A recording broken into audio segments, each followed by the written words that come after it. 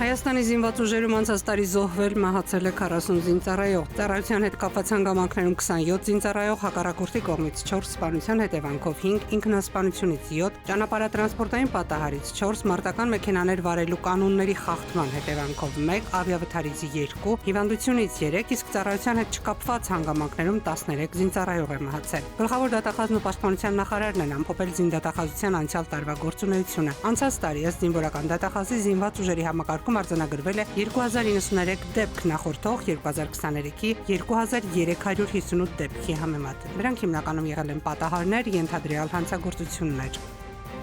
Կառավարության որոշմամբ այլ պետություններում ստացած 1968 թվականի ճանապարհային երթևեկության մասին կոնվենցիայի պահանջներին համապատասխանող վարորդական վկայականների հիման վրա Հայաստանի Հանրապետության երկքաղաքացիներին ազգային վարորդական վկայական կտան, առանց որակավորման լրացուցիչ քննություններ հանձնելու։ Նոր վկայականը տրվելու է առանց մյուս վկայականը վերցնելու։ Քաղաքացին պետք է ներկայացնի այլ պետություններում ստացած վարորդական վկայականի պատճենը, անձահաստատող փաստաթուղթ, պետական турքի վճարման անդորրագիր, կստուգեն քաղաքացու թմրաբանական կամ հոգեբուժական բժշկական հաստատություններում եւ տրանսպորտային միջոցներ վարելու իրավունքից զրկված անձանց ցանկում հաշվառված չլինելու, ինչպես նաեւ այլ պետություններում ստացած վարորդական վկայականի վավերականության վերաբերյալ տեղեկությունը։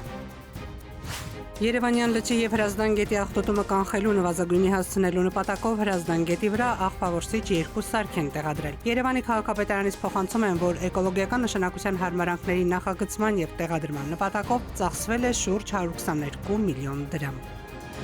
Հայ իրավապահները տեղեկություն են ստացել, որ Իրանից պատրաստում են Հայաստան տեղափոխել խոշոր չափի թմրամիջոցներ։ Փետրվարի 24-ին հայտնաբերվել եւ նախաքննական մարմնին են ներկայացրել շուրջ 30 կիլոգրամ մարիխուանա տեսակի թմրամիջոց։ Այն ըստ իրավապահների առգրավվել են կանխելով 450 միլիոն դրամի թմրամիջոցը մանր չափերով Հայաստանում իրացնելու փորձը։ Միջոցառումներ են ձեռնարկում թմրաշրջանառության այդ շղթայում ներգրավվածներին պարզելու համար։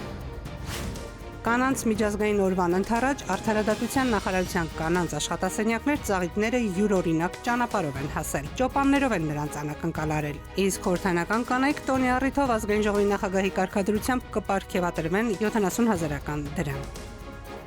Տիրանուշ Մուրադյան, ժամը լրատվական։